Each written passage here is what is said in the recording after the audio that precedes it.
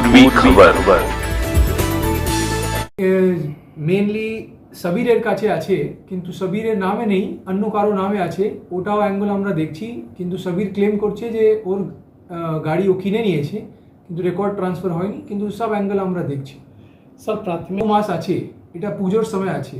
এই পুজোর সময় আমরা দেখি একটু হাউস থেফট বা স্ন্যাচিং বা পিক পকেটিং অ্যাটেম্প্ট এরকম একটু বেড়ে যায়। এটার কারণ এটাই আছে যে অনেক ক্রিমিনাল গ্যাংও এখানে আসে বা মুভমেন্ট করে, আর মানুষও একটু যে ঘোরাফেরা করে ওরা একটু ফ্রিলি ঘোরাফেরা করে।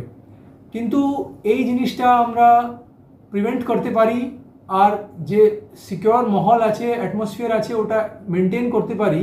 এর জন্য আমরা পুরোপুরি চেষ্টা করছি আর পুরোপুরি করছি।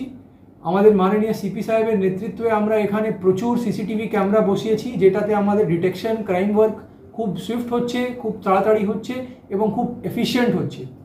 কিন্তু আজকে যেটা আমি একটা মেসেজ দিতে চাই, যে আমাদের একজন সিভিলিয়ান যে এখানে ছিলেন, ওই স্পটে ছিলেন, ওনার একটা বুদ্ধিমানির কাজের জন্য, একটা ব্রেভারির কাজের জন্য কিন্তু আমরা আজ সুইফটলি এটা ডিটেক্ট করতে পেরেছি।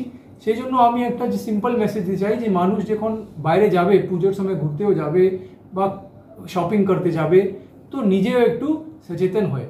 মানুষের সচেতন থেকে বড় কোনো ক্রাইম ওয়ার্ক কিন্তু নেই। हमारे चैनल को लाइक शेयर सब्सक्राइब करना ना भूलें और बेल आइकन को दबाना ना भूलें और देखते रहें पूर्वी खबर। पूर्वी खबर नजर सब